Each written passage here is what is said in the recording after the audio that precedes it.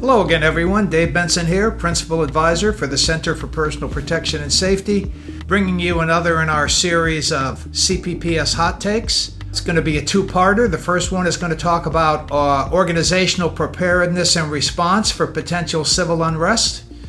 And then part two, we'll talk about what a personal response may look like.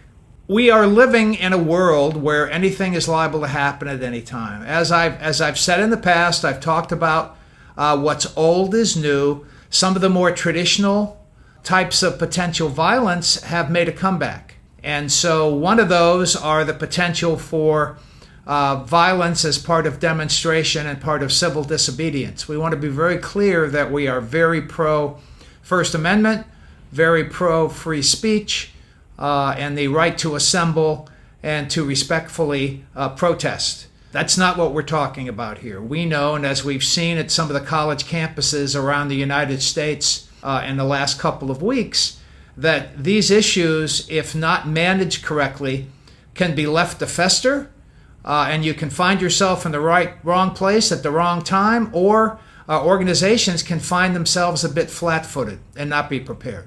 So today I want to talk about the organizational piece very briefly. And first of all, there's several components that we want to consider within organizations.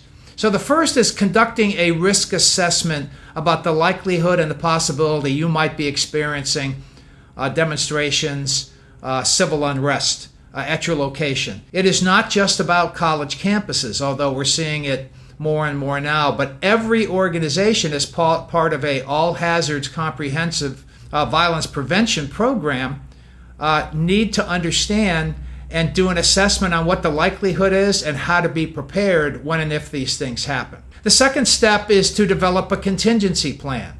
Again, part of that all hazards approach. What resources do you have that you can bring to bear? Who are the main players? Does everybody know, whether through mutual aid agreements or whatever, that there's a possibility that these types of situations can disrupt operations and even, in fact, result in criminal trespass and violence? So understanding those parameters, develop a contingency plan, updated frequently. Have a crisis communication plan, if you will, as part of your master communications plan for the possibility of civil unrest. Are you prepared to have the front entrance or the front of your campus completely shut down? How are you going to combat the possibility that you may have squatters, that you may have encampments? Are you prepared for the possibility of civil disobedience, which is usually a much more controlled version of violating local laws and rights of assembly, and then out-and-out criminal activity that results in resisting arrest with violence and those sorts of things. Next piece is how do you secure your premises? What is that going to look like? Do you have a fenced-in compound? And if you don't, kind of this open virtual campus, which many college universities have, how are you going to deal with that? What property is your property? What property is public property? What constitutes trespass?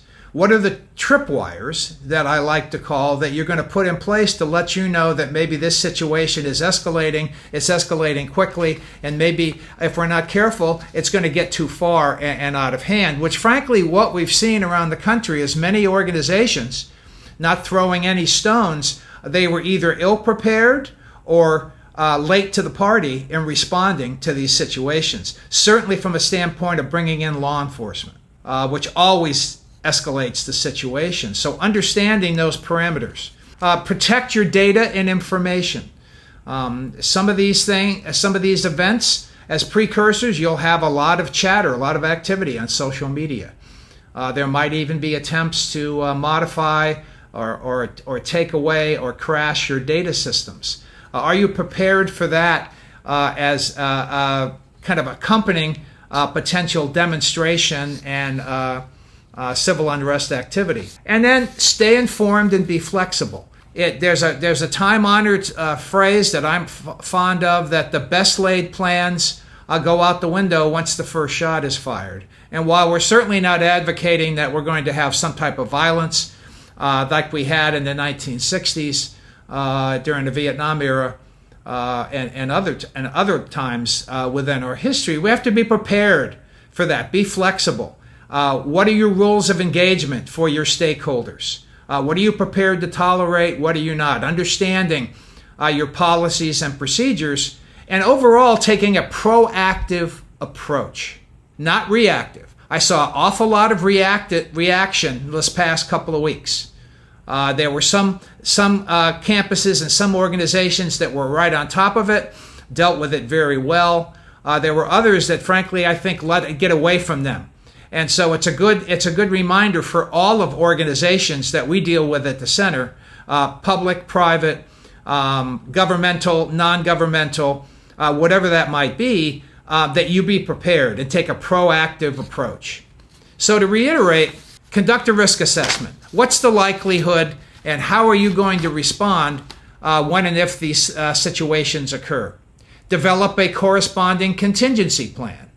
Have an actual plan that's been tested and has been vetted and is flexible enough that you can respond, because no planned demonstration, no potential act of political violence sometimes appears to be a bit spontaneous. But one of the things I know as a threat assessment professional, there's almost always a lot of planning, at least by certain factions within the groups. And that's probably another topic for another time. But suffice it to say, not everybody in these demonstration groups are students that want to see change.